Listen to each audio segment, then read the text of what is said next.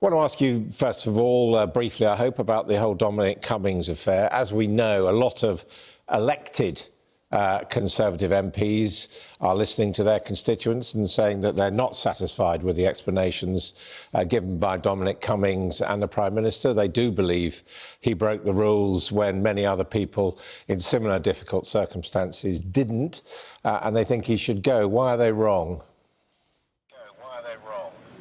Well, good morning, Adam. Dominic Cummings has given his detailed explanation to the Prime Minister. The Prime Minister asked him to say that publicly on Monday, to answer questions from the media, which he did for over an hour, answering every question. Look, sorry, could you answer my question, please? I'm asking you, I'm not asking about what he said. We know what he said. We carried it live here on Sky News. The point is, a lot of your colleagues, elected MPs, unlike Mr Cummings, don't think his answers are satisfactory. And I'm saying, why are they wrong? Well, the Prime Minister, and I agree with him, believe that he's acted reasonably and within the law. He obeyed the guidelines. I appreciate that many people across the country, including many of my colleagues in Parliament, believe that he made the wrong decisions, but he did behave within the guidelines. And so I believe, and I think the Prime Minister does as well, that we should now move forwards. OK, well, a lot of people were fairly questioning about your own behaviour. That also got the thumbs up from the Prime Minister.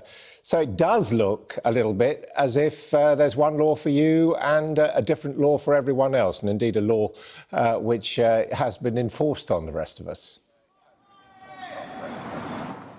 No, it's not the case. Nobody is exceptional here. Everybody has to obey the same rules. And with respect to Dominic Cummings, he did obey the guidelines. The guidelines say that if you have children, you should try to follow the rules to the very best of your ability, but they do allow you to use a degree of discretion. Right, OK, so you're still in your job. We know Professor Ferguson is not in his job. We know also that Dr Calderwood is not in her job, but you're in your job.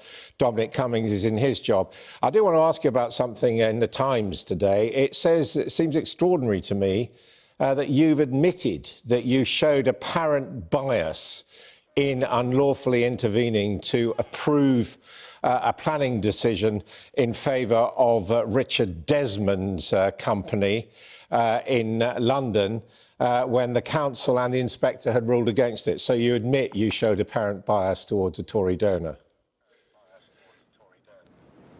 Well, it's not appropriate for me to get into individual planning applications. Obviously, as Housing Secretary, well, it's a matter of record. You have admitted, have you admitted apparent bias in this case, and what does that mean? Well, I can assure you that we took this decision as we do all decisions on the merits. We absolutely refute any suggestion of bias, but we did. Well, hang on, wait a minute. Either you've admitted apparent bias, as reported in the Times today, or you haven't. Have you admitted apparent bias? No, we said that there is no bias, but that because issues were raised, for absolute fairness, we would quash the decision and enable it to be retaken if that's what the applicant wants, and that will be retaken, as is the usual way, by a different minister. So that was done for complete fairness, and the decision, if the applicant wishes to do so, can be retaken at a later stage. Well, the applicant, of course, is the person who benefits from this, so I don't think that's particularly meaningful.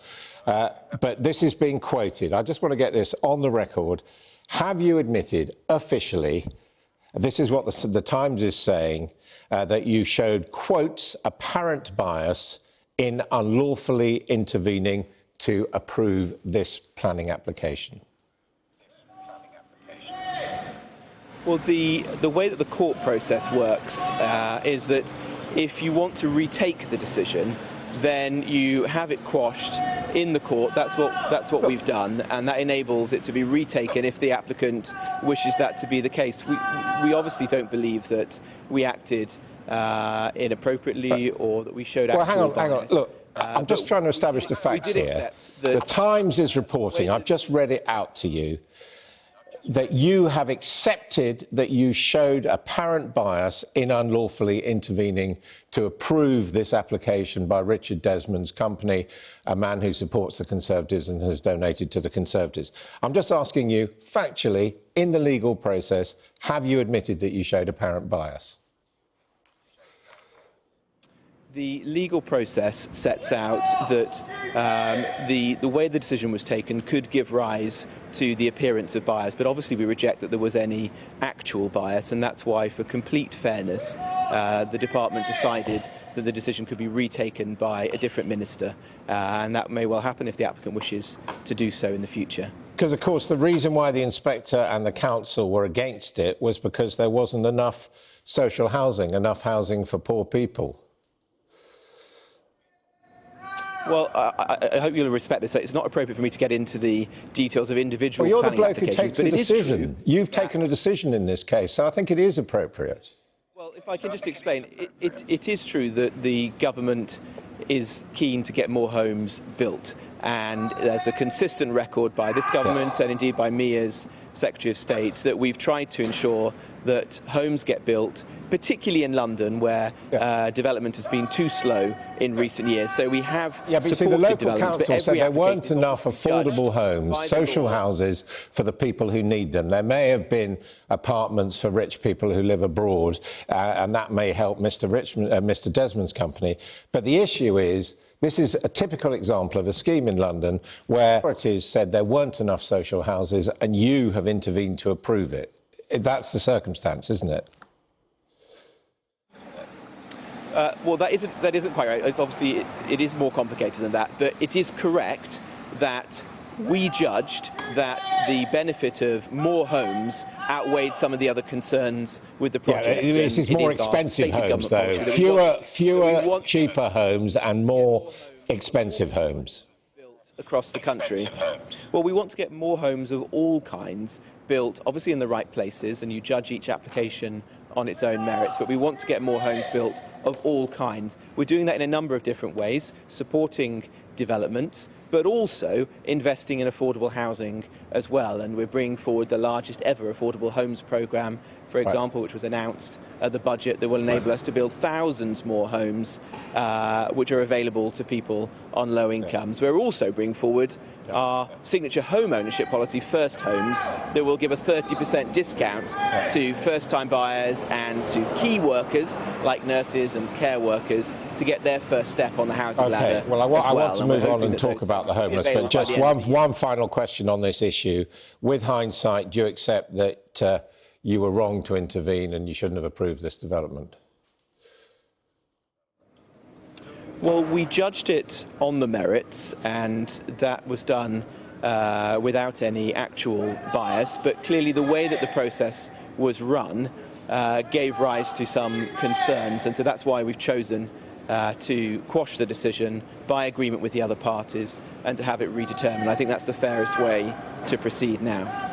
Now, you've been widely praised for the action the government's taken to deal with the homelessness during this pandemic. Most of them, I don't know how many, but how many people have been taken into accommodation off the streets?